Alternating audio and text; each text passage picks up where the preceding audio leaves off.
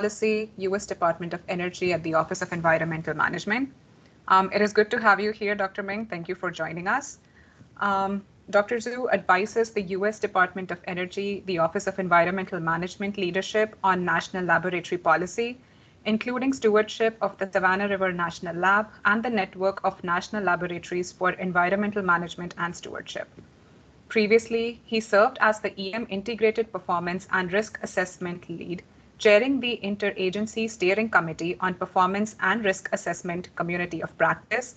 He was also the Senior Site Program Manager or the Site Liaison for Richland Operations of the Hanford site. He's also the Founding Program Manager for the Advanced Scientific Computing for Environmental Management Initiative and co-chair of the Low-Level Waste Disposal Facility Federal Review Group.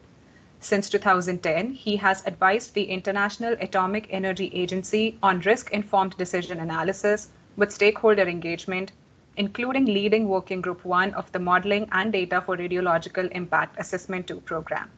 He also served as the acting EM Budget Director and Senior Advisor to the Director of Homeland Security, Advanced Research Projects Agency within the Department of Homeland Security. Prior to his federal service, he directed technical work of national laboratories and engineering firms on the Yucca Mountain project. Dr. Zhu holds a PhD in mineral engineering from the University of California at Berkeley. He is a registered civil engineer with the state of California and an elected fellow of the American Society of Civil Engineers. So with that, I again welcome you, Dr. Ming, and I request you to take it away. Thank you, Rapatjana. Thank you for the introduction. As you can tell, I have difficulty holding jobs, so but here I'm going to talk about one of them. Actually, that's something that really was dear to my heart, national lab activities. So before I get into some of our work, I want to say congratulations to the cohort of this program. I know it's quite selective, and also for those of you who are working with young fellows to to help them grow. So hopefully some information I can share with you will provide some food for thoughts as you are pondering about your program and also what you're going to do after you graduate from your program. Just for disclosure, we're talking about national lab activities, and I am a product of national labs activities myself.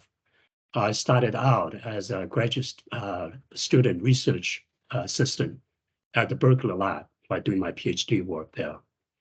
Ended up as a principal member of the technical staff and a manager at Sandia National Lab before joining the department to set up the high performance computing program.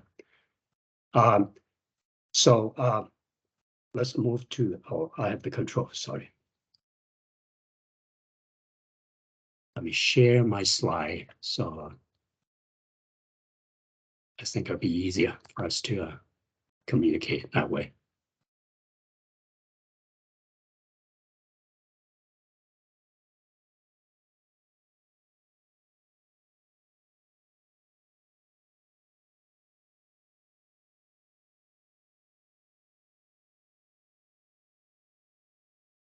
All right, I think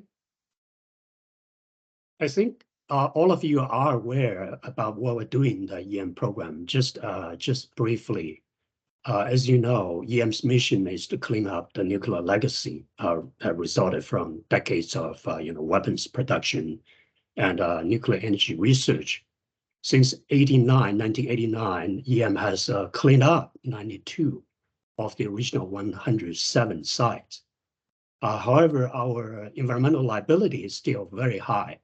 It now stands at $406 billion, which is the largest portion of the DOE's $502 billion liability, and that's the largest environmental liability in the nation.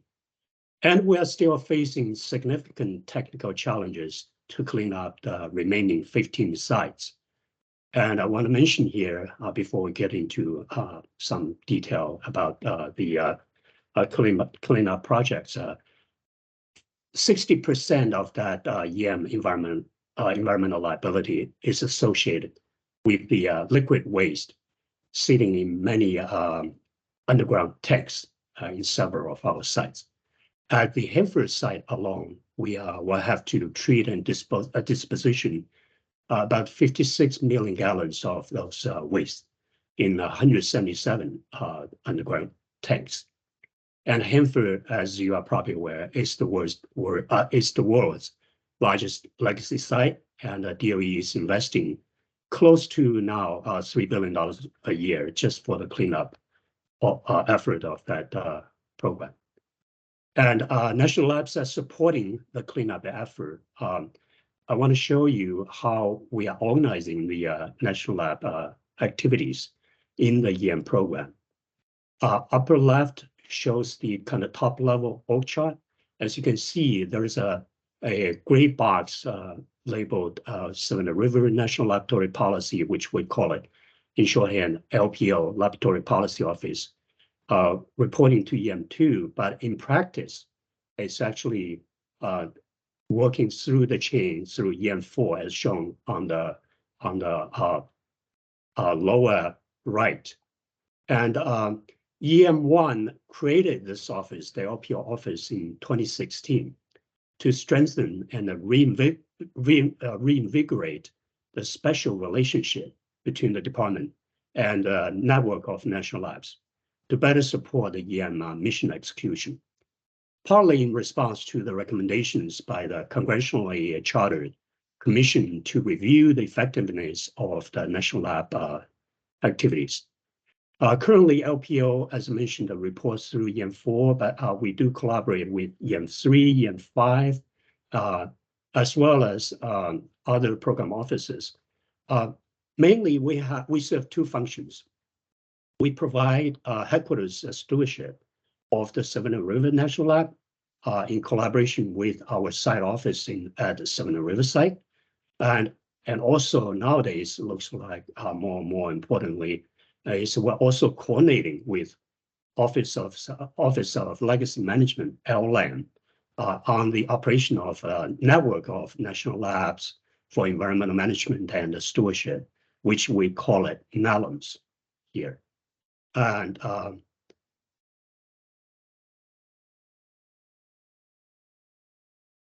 yeah, we'll talk about NALMS activities a little more, but I want to give you a little bit summary about recent developments on SNL related programs. To position the lab SNL for enduring mission, we awarded a standalone contract under the BSRC group, Bechtel's Savannah River Alliance group, to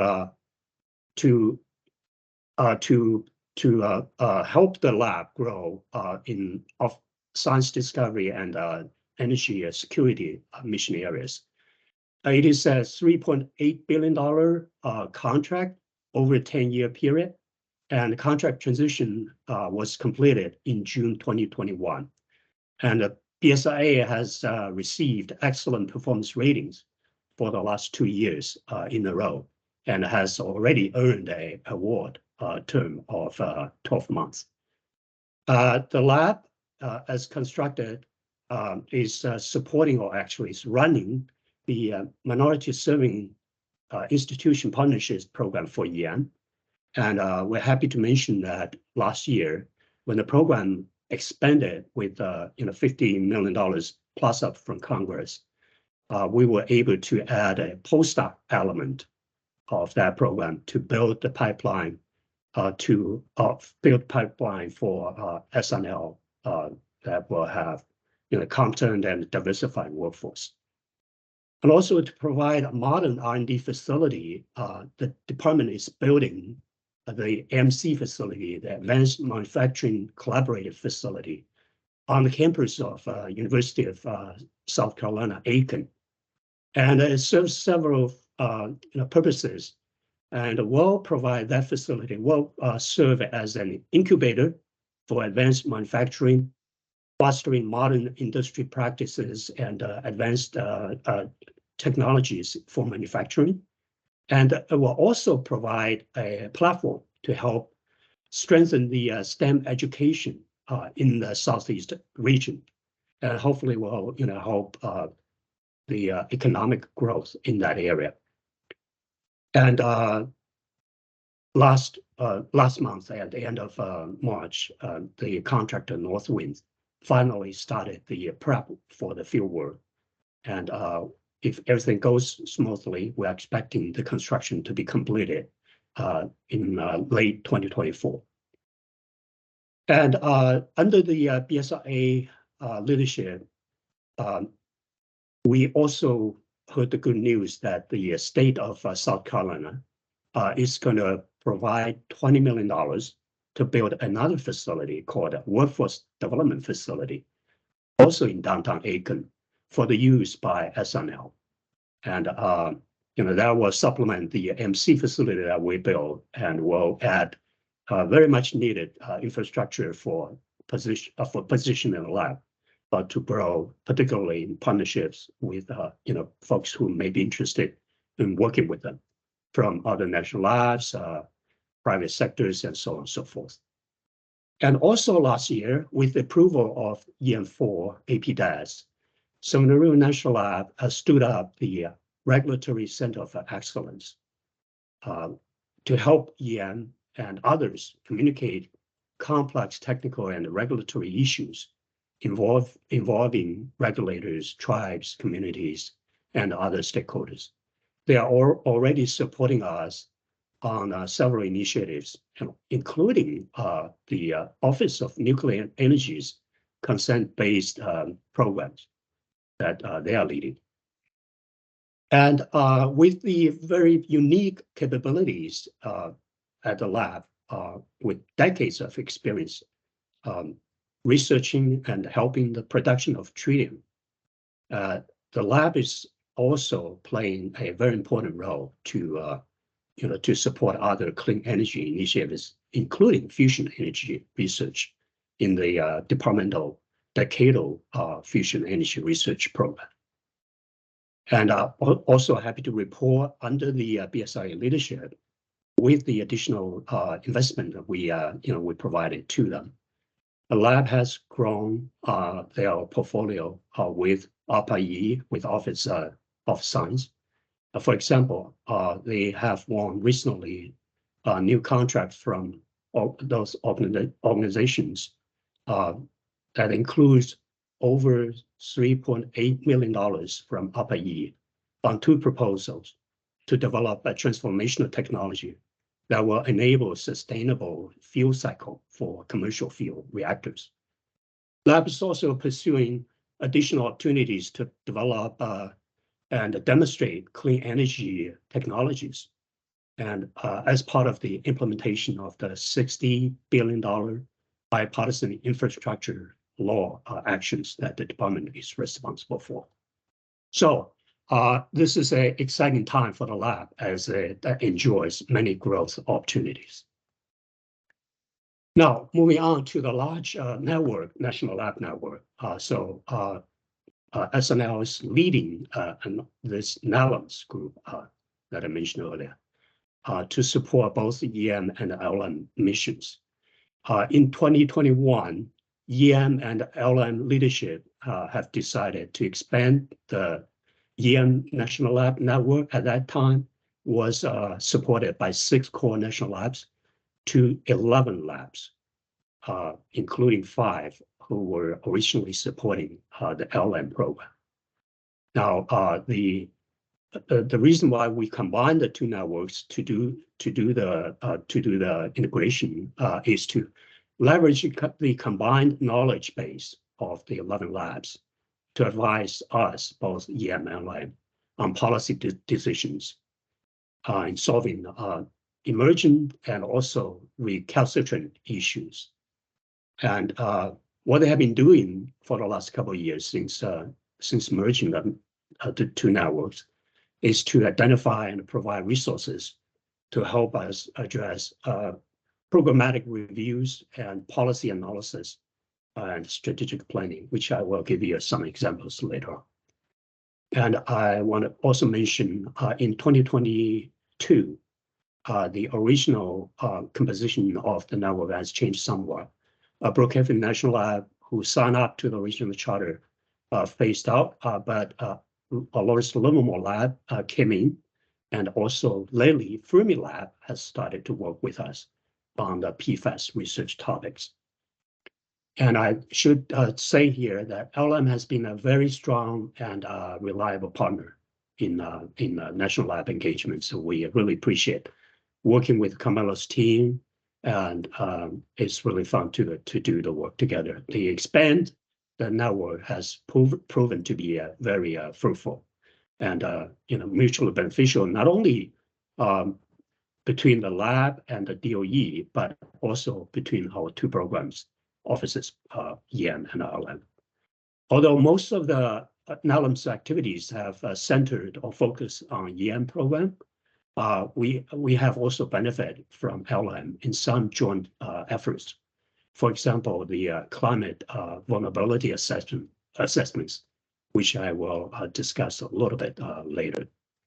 So just give you a little bit of flavor about what this network has been doing for the last few years. I'm not going to read the whole list to you. I think I'd be happy to share the slides with you all if you're interested. But I want to highlight for you, in 2019, the 6 core national lab directors got together and reviewed the proposed at that time was proposed change to the high-level waste definition that EM was making.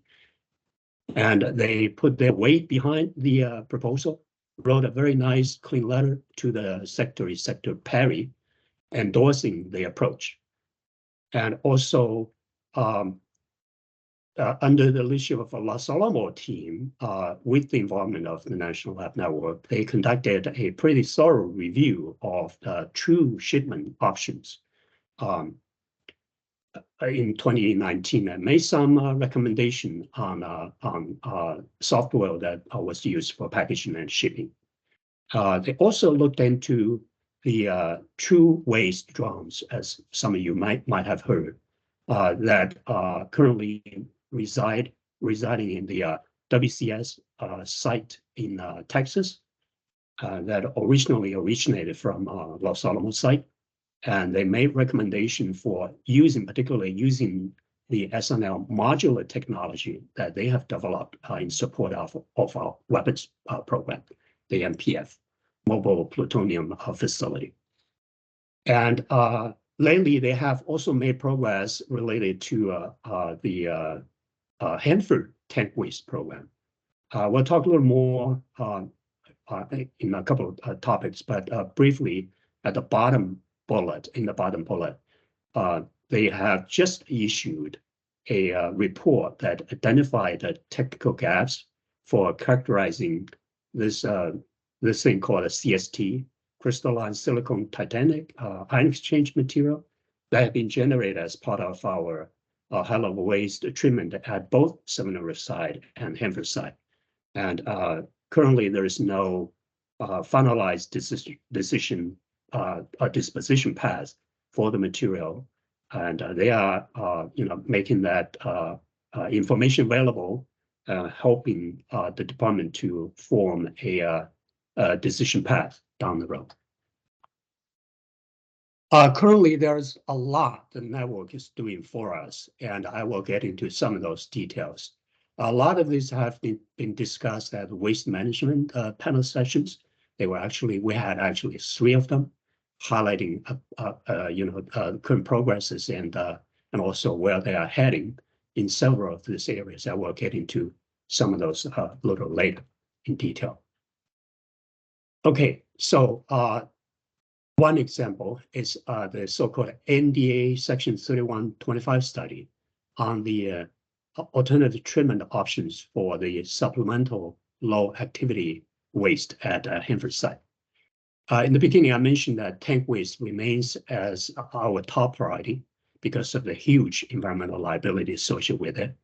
About half of the low activity waste, including the secondary waste that's going to be generated during the treatment of the operation of the WTP waste treatment plant at Hanford site, is still lacking a final disposition pathway.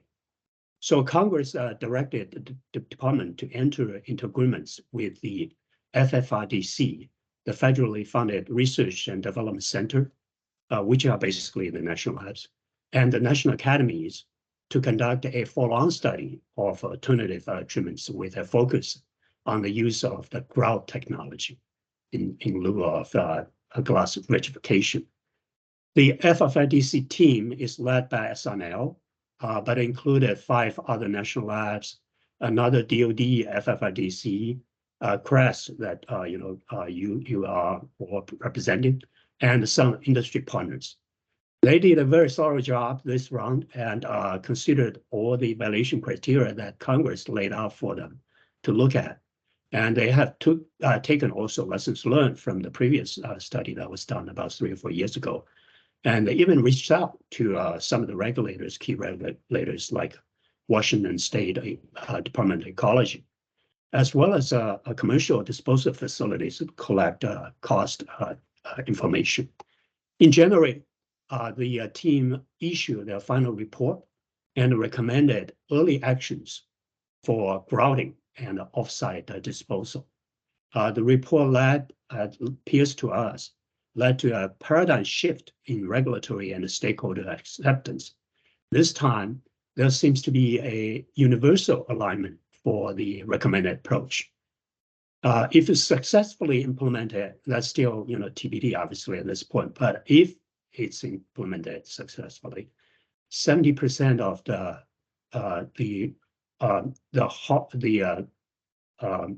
hard radionuclides like Pac-99, iodine 129 inventory will be removed from the waste site. And the mission also will be completed at least a decade quicker with potentially cost saving of more than $10 billion. So we're now anxiously waiting for the final report from the National Academy Review Committee, who is mulling over the FFIDC report and make their own judgment on the adequacy of this work. And that will form the basis for the department to make a decision that will have a huge impact, as mentioned, on the bottom line or program bottom line.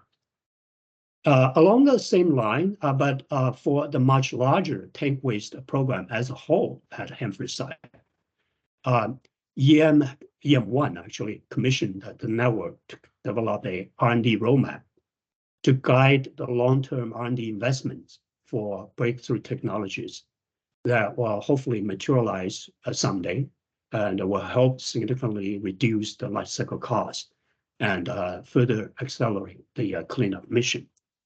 NELMs have completed the report in last October, and they have recommended, as shown here in the bullets here, a very comprehensive portfolio that involves 35 R&D research priority areas, including 5 so-called quick wins that have potential to help meet near-term mission needs. And they have also identified, or they also have recommended a competitive process to build a support for long-term R&D efforts at the site. They also have provided their thoughts on how we could communicate with the stakeholders in the larger research and even operational community to make sure that the products that the R&D efforts generate will be very useful to support the operations going forward. I will now switch gear to talk about another priority, EM priority, that's soil and groundwater contamination. As EM1 has pointed out to us in the last several times in the last year, groundwater is the next priority because it is of great concern to the regulators, communities, and the stakeholders. This is obviously a very important factor we have to consider for us to define the end state and also develop the strategy for site closure. In the last couple of years, NELMs have completed several groundwater and soil evaluations in response to specific EM site requests. We have spent hours talking about, or we can spend hours talking about this subject, but given the time constraint, just allow me to give you some highlights in the next few seconds. For the Los Alamos site in New Mexico, NELMS recommended to manage their chromium-6 hexavalent chromium and RDX explosive plumes as a complex site with an adaptive management strategy. And this final report, their final report, is expected any day now, and should be ready to provide meaningful input to the site when they start the next round of negotiation with the regulators. This is very timely, particularly given that the regulators have quite a bit of concern about the interim measure, the operation of the interim measure, particularly about the injection of some of the treated water. So we are very anxious to see how that information can be used to, to help bring the two sides together to help identify the acceptable path forward. For the MOA side, NELMS has also developed a strategy to develop the groundwater corrective action plan in stages, each with specifically defined risk management objectives. The report is going to be delivered to DOE next month. In addition, through the SBIR program, the Berkeley lab is conducting a pilot scale injection experiment at the MOA site. Finally, on this slide, for the ETEC site in California, Southern California, NELMS has conducted some independent research to look at the lookup tables, which are basically the cleanup level for soil remediation. And they provided the information to the site and recommended a more risk-based approach instead of the approach that was based on instrument detection limits that are currently not technically achievable. As the ETEC site plans also to use that information to inform their discussion with the DTSC in California when they develop the route for defining the path for cleaning up the soil remediation at the site. I think for this group, it might be also interesting to mention to you, in addition to the groundwater, soil, and tank waste mission support, as part of the, I should say, the groundwater remediation support, NELMS has also helped the site to conduct the so-called climate vulnerability assessment. And climate change, obviously, is a hot topic nowadays. The lab have done quite a bit of pioneer work to support us in this area. In phase one, NELMS supported EM sites to develop the VARPS, vulnerability assessment and resilience plan actions, and also they supported LLAM to address very specific government accountability office audit findings. Specifically, they interviewed the sites for institutional knowledge about past climate impacts and future concerns. They analyzed the historical climate data and climate model projections, and quantified the likelihood of climate-driven events capable of impacting site inventory, including wildlife, flooding, PMP, and groundwater dynamics. And they compiled risk matrices and site-specific resilience solution recommendations. And to help LLAM, as I mentioned, they develop responses or help to formulate the responses for LLAM in response to GAO.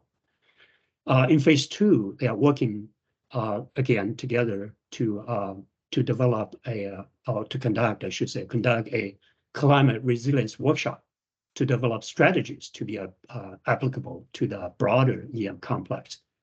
They're going to modify the VARP analysis, the initial VARP analysis, and expand expand the technology approach to the other sites. Lastly, I want to mention to you broadly, they are also developing we call it national groundwater management strategy. As I alluded to a little earlier, historically, EM has been focusing a lot on tank because, as I mentioned, that that accounts about 60% of our liability. But now once we got the tank program under control, now we are really looking at our next priority to address the groundwater issue, and to do that. They have NELMS has conducted work in 3 phases. First, they developed a document identifying the R&D needs, which they call it technical targets, that basically identify the gaps that we, as a program, need to address in making sure that we have sufficient information to develop a soil and groundwater remediation strategy and technologies. And secondly, they interviewed all the site project teams and collected their thoughts on, how to define the end state, how we can go about doing that, including the site teams' thoughts on how to engage regulators and the stakeholders in coming to that resolution about the end state and the closure strategy. And in the third phase, that's where we are now. This year, they're developing a dashboard with some measurable metrics to assess major plume areas for each of the each of the site. They are proposing to link that strategy or that dashboard to the PNNL track database, plume database, so that all stakeholders can access the information in pretty much real time. And last month they made a presentation about their plan for doing work this year to our EM1, and they are currently executing that. We hope by the end of the fiscal year, we should have a document that will inform not only us but hopefully help us to communicate the strategy going forward with our regulators and other stakeholders. So I think, hope that last few minutes that gave you a little bit of flavor about what the network has been doing and also what SNL has positioned themselves to do. So to wrap up, I wanted to kind of reiterate, this is definitely a very exciting time for us. In the program and also for the national labs. As you may be aware, EM budget has been steadily growing for the last several years. Currently, it's now at the more than $8 billion a year level, and hopefully it will be further grow next year. And network has also been playing a very important role in helping us to shape up the strategy going forward. As I mentioned in the last couple of examples that I gave you, I want to mention that we're using the lab network to do this at the urge of EM1.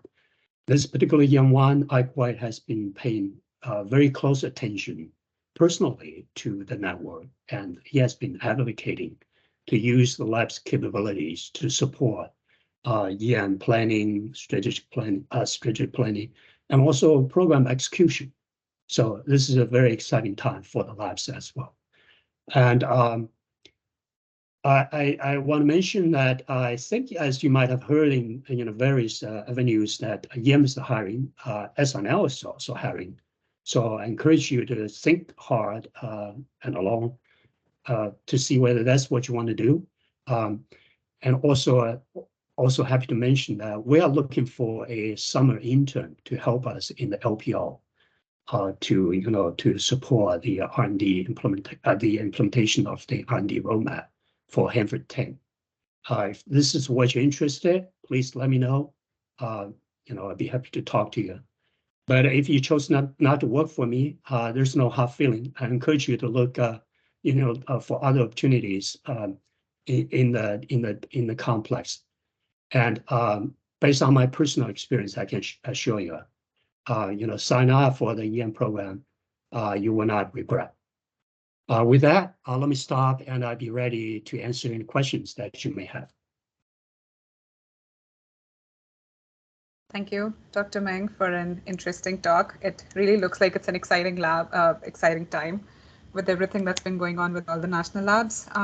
I think I open it up for discussions. If anybody has any questions, please feel free to unmute yourself and ask.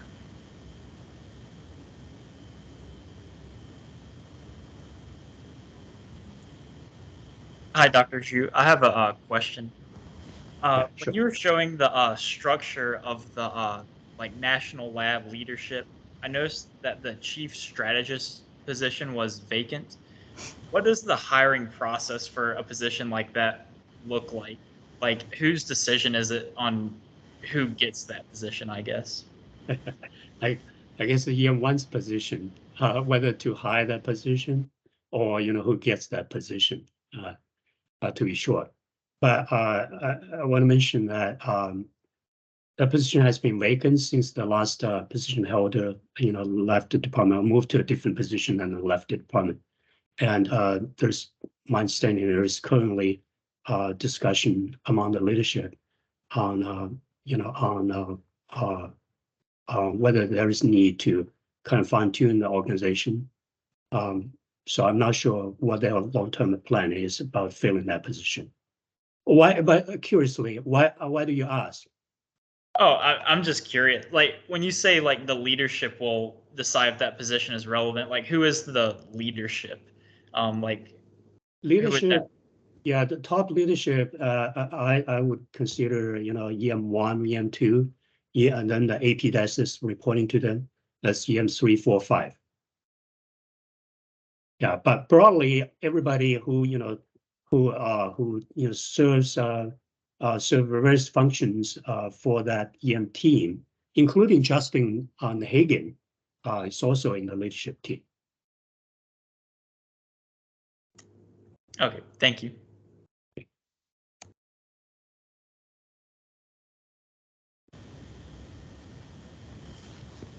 Hi, Dr. Ming. I think I'm just like going to take a step back. And I think with what you discussed in the presentation today and drawing from your experience with working with DOE and the Office of Environmental Management, I'm just trying to think, what do you feel is like a bottleneck right now for all the national labs supporting the DOE EM mission? Is there a very particular issue that's like extremely relevant across all the sites? Is probably, I don't know, like communication between the national labs, or where do you think the focus is currently? I wouldn't call it bottleneck per se, but obviously the national labs, well, let me take one step back. National labs have been supporting us for the last 3 decades. Ever since the inception of the EM program in 1989. So several of them, as I mentioned, 6 core labs have been worked very closely with the labs, so they are no strangers to the complex. And they work very much hand in hand with our site contractors support, site activities. I know Kevin Brown, for instance, personally have been, doing that kind of work for decades. So don't rub it that part, in. I don't. Sorry, Kevin. I said, don't rub it in. Well, I'm giving you credit. But so that part is not new. What has been new in the last few years, as I'm try to make one here in this presentation, is we recognize each lab has its strengths and weaknesses, has different focuses. We want to use the combined capabilities from the network to form efficient effect team to help us to support particular programmatic needs. So we formed this network, actually expanded the network in the last couple of years to 11 labs. And the experience working together in the last couple of years, particularly illustrated by the NDA Section 3125 study that Kevin was part of, illustrated that, yeah, it can be very productive to work this way. So Now, it has been tried, at least at Hanford site. I think the site leadership and the site team, has now began to recognize the benefits of doing this. But for other sites, we have 15 sites left to do, right? For other sites, they may not have this kind of first-hand success experience. So we're trying to get the message across and help them understand how the lab can help them achieve their mission, objective a little more efficiently. So it's going to take some time, and also it takes some time for the labs to take initiatives to travel to the sites, talk to them to make sure that our site personnel understand their capabilities and the unique, areas that they can work together.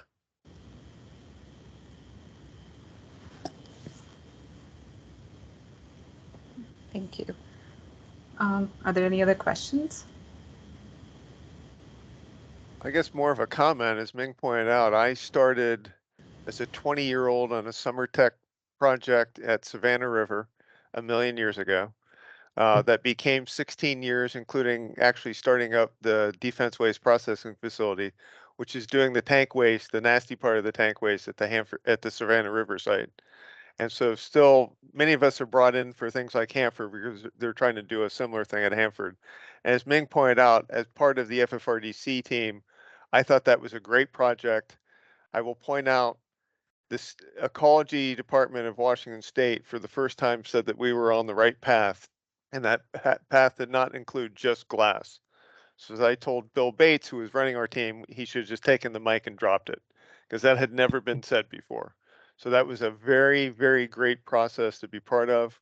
I was also part of the NLEMS, Connie's part on the waste form development. These are great teams. They're making great progress, and it's nice to see.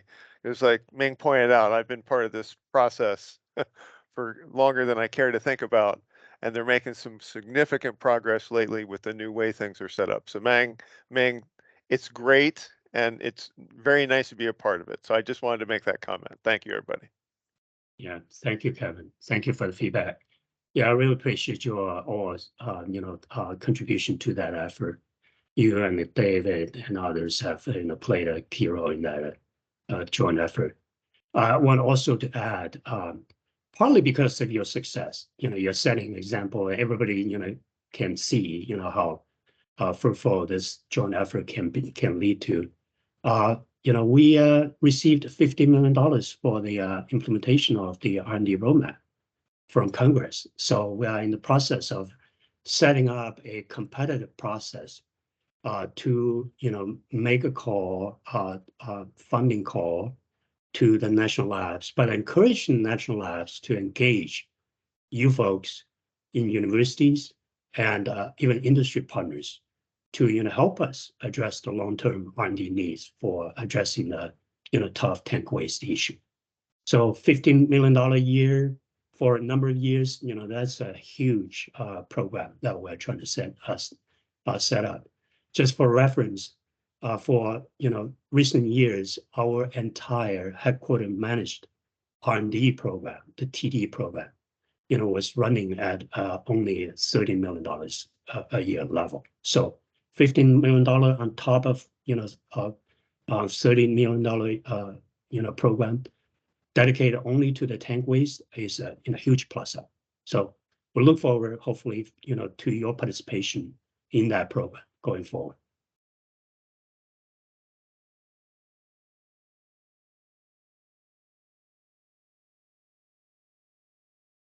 Any other question? Don't be shy. Yes, I have a question.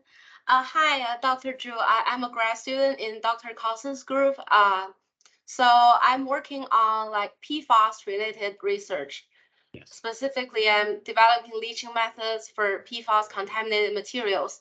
I was just wondering, could you give me or anyone like similar as me, like similar background, like what kind of career path maybe, or just how our background could help? Well, you chose the right topic. I wish I were as smart as you were at the time. at the time at Berkeley, I was developing numerical models. When I finished my work, developed a three-dimensional reactive transfer model. I was put on shelf. Nobody, even Berkeley lab, wanted to carry on at that time. It was only 15 years later they came around and picked that up. It became a hot topic. But you chose the right topic at the right time. PFAS is a focus of our R&D effort, the department's R&D effort going forward. I'm happy to share with you. I think Kevin may be aware. David Carson was contacted not long ago. We are setting up a pretty significant effort with your support, with the CRESP group support, to address another NDA, basically congressional requirement to develop the life cycle analysis for PFAS. It spans the whole gamut. It's not only PFAS issues that EM has to address, but the whole department, even the whole U.S. government has to address. So, given the toughness of this chemical, it doesn't degrade and travels as fast as groundwater, and doesn't really attenuate. So, you have a lot of challenge just to address, and how do you actually carry that forward from research space into operation? That's, I imagine, that's probably going to take years, if not decades. So if I were to predict, I think if you stay in this area, you would have a career for yourself. But seriously, for the network, we are setting aside about $1.2 million to support that new effort, the congressional mandated life cycle analysis for the next year, or to get it started in the next year or so, to support the national labs part of it. Now, CRESP part is to come from a different part. We'll be happy to work with you on that. Yeah, Ming, And you may see my name show up on that team. I would not be surprised. Look forward to your participation. Thank you.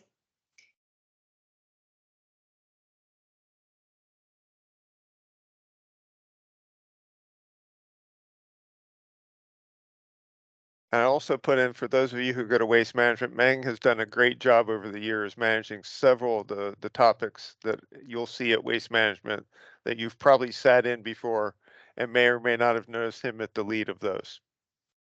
And he's great to work with if you ever get that chance. Thank you, Kevin, for your plug. Now, if you're going to waste management, I'm currently the Track 9 lead co-chair. If you're going to waste management, please join our track. And we're always looking for student helpers to run some of the sessions.